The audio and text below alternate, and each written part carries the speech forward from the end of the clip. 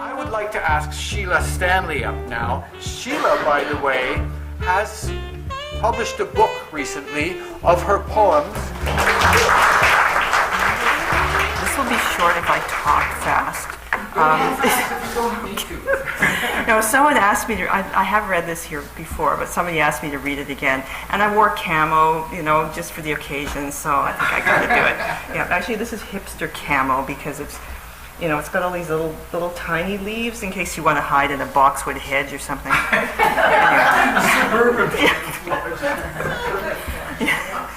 Okay, so this is called Camo. I was taking a walk and these two guys pulled up in their SUV onto the edge of the sod farm and parked their car and got out. They were wearing camo, but not the good kind, not like the cool kind of camo that Central American revolutionaries wore, with the bullet belts over their chests and popping off rounds from their AK-47s into the air and screaming, "Death to American capitalists!" No, this was that fake leaf mold-looking stuff that they make duvet sets out of, and there's this weird pink girly version for I don't know what. So I sauntered up, kind of casual-like, and I said, "So, going for a walk?"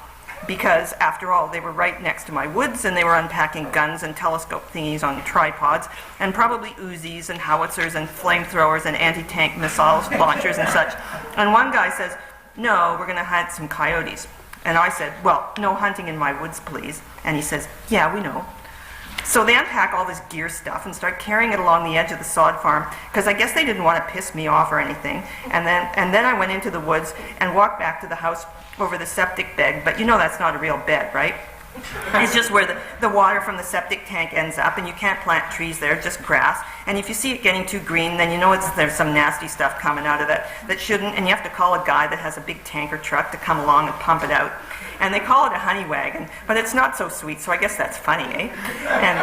And this one guy called his farm Honey Wagon Farm, but he was from the city and he didn't know what a honey wagon was, and no one would tell him, but they all just laughed, and finally somebody did tell him, so he had to take a sign down. And imagine if he had to call the septic tank guy, and he said, "Hi, this is Fred from Honey Wagon Farm, and I need you to come with your honey wagon home." So I take the dog out later, and I hear this weird squealing noise, and the dog's going crazy, and I said, "What the hell?" and walked out to the backwoods, and there's these two guys in their stupid camo stuff, and they're under one of the trees, and I know what that sound is. It's some kind of recording of a rabbit being tortured, and they're really playing it really loud so the coyotes will think there's a rabbit they can catch, and they'll come running over, and I guess that's the idea.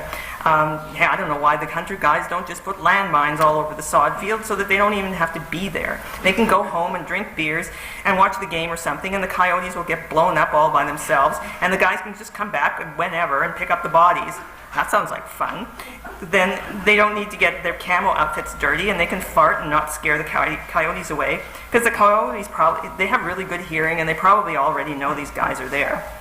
Well, by this time, the dog was barking his head off, so they might as well have put up a big flashing sign, the kind they have on the highway when they're doing construction, with all the orange cones blocking a whole lane, like outside, but nobody's working on it or anything. They're just blocking it to make everybody squeeze over into one lane for no reason, because maybe they'll be working on it next month and they don't feel like moving the orange cones.